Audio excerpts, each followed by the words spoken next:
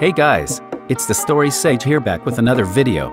In today's video we are going to be going over what has happened in the second week of Season 7, and what we should expect to happen in next week's update. If you are not already subscribed, then make sure to change that. Go down there and smash the like button, the sub button, and turn on post notifications so you never miss one of my videos. Okay, without further ado, let's get into it. So as for gameplay changes this week, we did not get many at all compared to last week. This is because last week was a release of the new season, so that means a lot of stuff would have changed. This week not so much. But there is still one change that I'm going to be covering today. That is an update on the insane combo. So ever since Season 7's release, players have been going insane about an overpowered weapon combo. This is the combo with the railgun and the recon scanner. Basically, what this does is it allows players to instantly kill someone through walls, and know exactly where they are. It is very broken. Things like this can be kept in normal modes, such as solos, duos, and Team Rumble. But for competitive playlists, this is straight up unfair and game-breaking. That is why as of week 2 for Fortnite Season 7, these two weapons that could be used for the combo were vaulted for all competitive playlists and modes. Thank God. Okay, so now let's go on to my personal favorite part of every good Fortnite season. The storyline. The storyline for this week was absolutely amazing. Epic Games are still continuing to put out legendary story-related quests, and the Batman x Fortnite 0-point comics. These two things made this week's storyline amazing. Let's start off with the Batman 0-point comic. Issue number 5.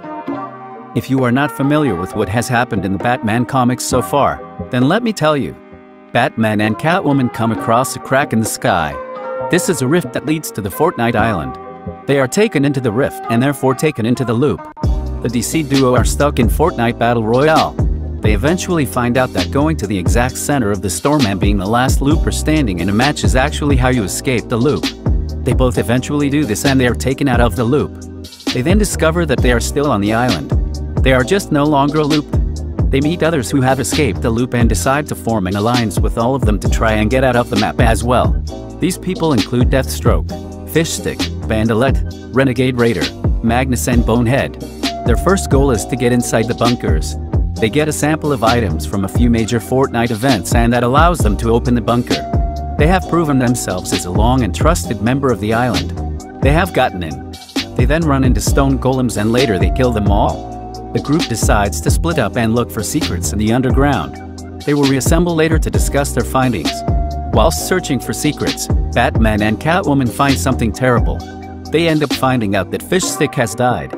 The duo are very suspicious of who may have killed Fishstick. They are determined to find the traitor in their group. After everyone is done looking for secrets, they manage to all meet up together on accident, and they are also accompanied by imagined order guards. How great! One of the IO guards get knocked out and Batman takes off the face mask.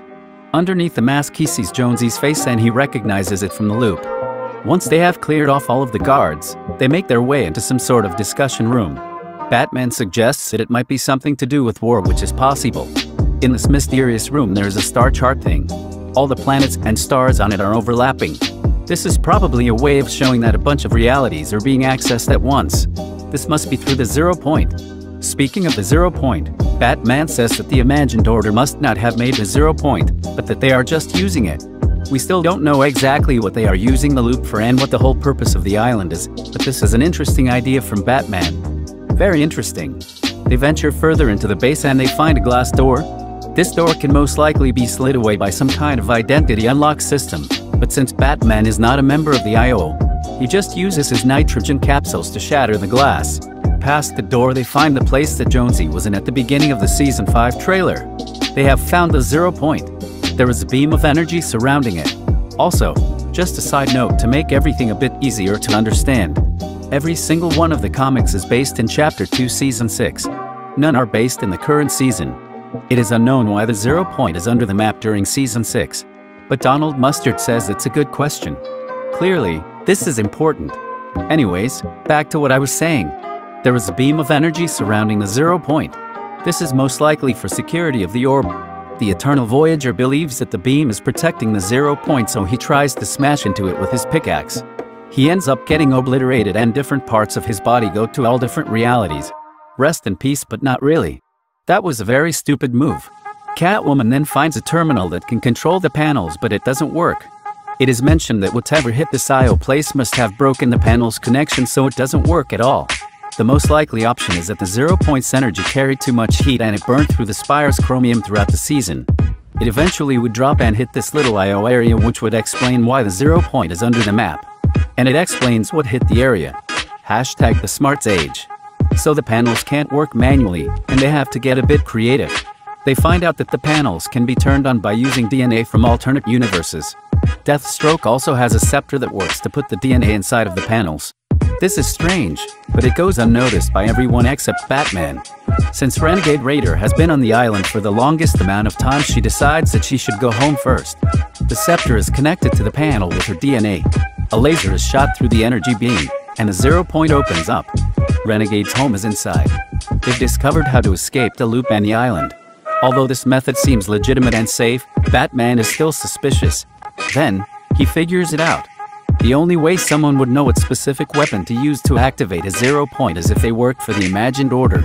Batman thinks that Deathstroke is working for IO and is actually a traitor who killed Fishstick.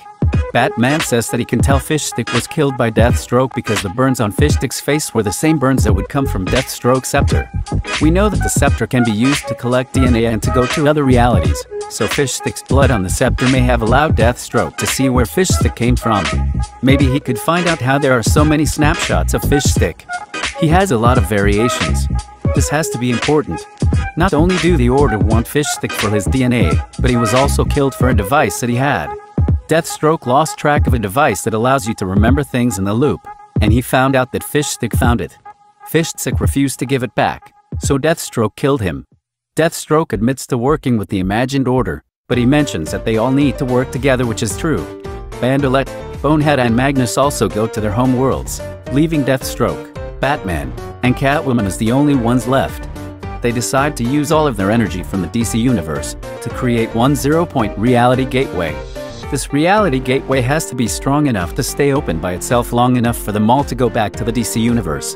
Deathstroke refuses to give them his DNA and he leaves them by using a portal gun. The only way he could have gotten this gun is from where Jonesy got it, which is by working for the imagined order. Deathstroke says that his portal gun is like a map that leads him home. Jonesy had the exactly same thing that leads him to find different hunters in Season 5, so it's confirmed. Deathstroke works for the imagined order. Batman and Catwoman are stranded on the map, and it has finally been discovered how to escape the loop and the island. So I think you get what I mean by this week's storyline is amazing. That is only the first thing though. Now let's move on to the Slone questline. So this week's storyline quests were all about finding the people who are moles in the imagined order who are traitors to the group, who are sabotaging the keepers of the loop. Here is the dialogue from this week. Let me know who you think the traitor is in the comments. Just letting you know, some of this gameplay is by me, and the rest is by Tabor Hill. The reason that I used this gameplay for the video is because I cannot get all the dialogue in-game. You can only speak to 3 out of 5 characters for this challenge. So yeah guys, here is the dialogue from this week.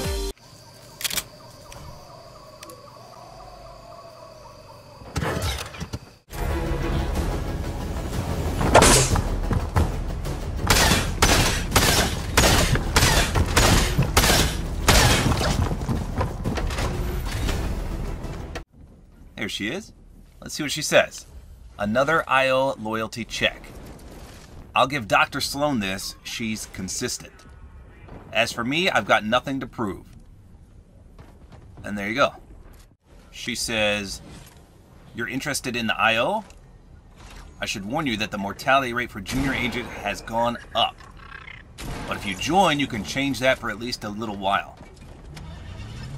Special Forces. I was wondering who this was. So let's see what he has to say. I am not cleared to discuss my involvement or non-involvement with the IO. But if I were involved, I'm sure I'd be a highly decorated field agent. One of the very best. If. Okay, buddy. You're picking up what I'm putting down here, right? Yeah, that you're a bad guy. You know what I do to bad guys? I'm probably going to die here, but we're doing it. That dialogue was very interesting. I personally think that Maven is the only one who is truly loyal to the imagined order. Others such as Marigold, Special Forces, Rook, and Rick don't seem to open to discuss anything about the imagined order. This is bad for Slone because there is yet another hard thing to deal with for her. Here is why I think this. Special Forces basically just straight up says that he is against the IO. Marigold does the same by saying she doesn't even support the IO. Rook is very short with us when we ask her and she says she's got nothing to prove. And Rick says that we shouldn't be too eager to join. If we joined, it would help Slone and the Order, so he must not want good things for the IO. I feel like he doesn't really want to be on the island. It is more of a forced thing. Okay, so now that the quests, the comic and the gameplay changes are over and done with, let's move on to what you should expect to happen in Week 3. So the main focus of Week 3 will be the summer update. This period of time for the summer event will go for quite a few weeks. This is because Epic will be taking a 2-week break. Epic Games posted about a welcome party event, but some people think this won't be a live event and this is just the name of the summer event. Personally, I think that there will still be a concert event at Believer Beach, but it will kick off the summer celebration instead of it just being some period of time with challenges and rewards that you can unlock. This would be epic. It has also been mentioned that some people think Coral Castle will be destroyed during the welcome party event. I agree with this theory. When Coral gets destroyed, a big crate will appear in it and the IO will take over the area. There will be a scout timer NPC there to spy on them outside the crate while disguised as a skin. Here's his dialogue. Chimera says, "Hello, my perfectly normal human being." Then we say, "That was weird."